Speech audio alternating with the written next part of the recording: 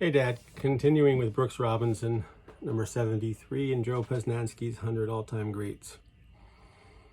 And we were just discussing how he was 276 fielding runs above average in his 16 seasons of being a starter, which was better than 100 runs more than anyone else from the standpoint of that advanced fielding statistic. The most amazing part, said former big league pitcher Al Fitzmaurice, who saw Robinson from across the way dozens of times, is that he really couldn't throw. You'd see all sorts of guys like Greg Nettles and Buddy Bell and George Brett, and they all had these rifle arms, but not Brooks. He would just lob the ball across the infield and get his guy by a step. Robinson did it differently. He made plays with positioning and instincts and balance and timing and otherworldly reflexes. You couldn't crush the ball by him.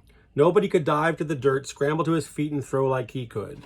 His arm might not have been that strong, but he had the fastest release in the game, and his accuracy, particularly when starting the double play, was unrivaled. Pete Rose said he belonged in a higher league. Jim Murray wrote that when he retired, he should just take third base with him. Sparky Anderson said he could throw his glove out there and it would start 10 double plays by itself. I used to stand in the outfield like a fan, his teammate Frank Robinson said, and watch him make play after play. I used to think, wow, I can't believe this.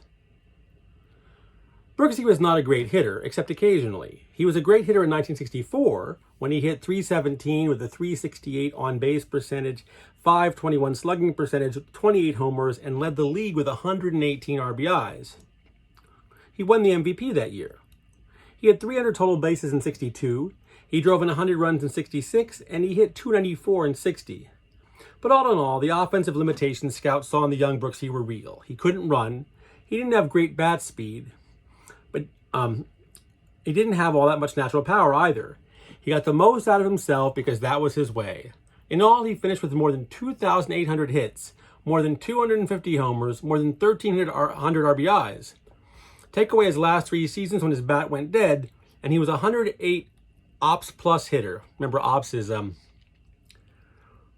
base percentage plus slugging, which is plenty good for the greatest defensive third baseman in the game's history. But Robinson's stats, his gold gloves, his breathtaking plays, his overachieving at the plate, his 1970 postseason performance when neither the Twins nor Reds could get him out, and he made some of the most extraordinary defensive plays ever captured on television, his niceness, none of it quite adds up to what he meant. For me, what he meant was in that backyard and the voice of my father saying his name again and again. I've never asked Dad what drew him to Brooks Robinson, and I suspect now he would shrug and say he doesn't remember. I think there was something about Robinson's character that matched my dad's.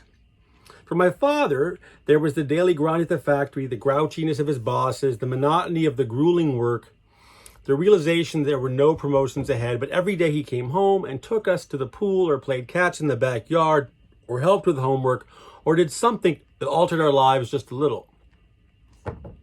And for Robinson, it was also every day. It could have been a Sunday at Fenway Park, a Friday night at Yankee Stadium, a Thursday in April in frigid Minneapolis, a scorching Tuesday in July in Kansas City, or just a boring old Wednesday night in Cleveland with the infield as hard as a rock and the sky as gray as the smoke coming from the factory chimneys. It did not matter. He was always there on the balls of his feet, ready to charge for a bunt or dive to his left for a line drive or backhand a grounder down the line and make a throw as he fell backward.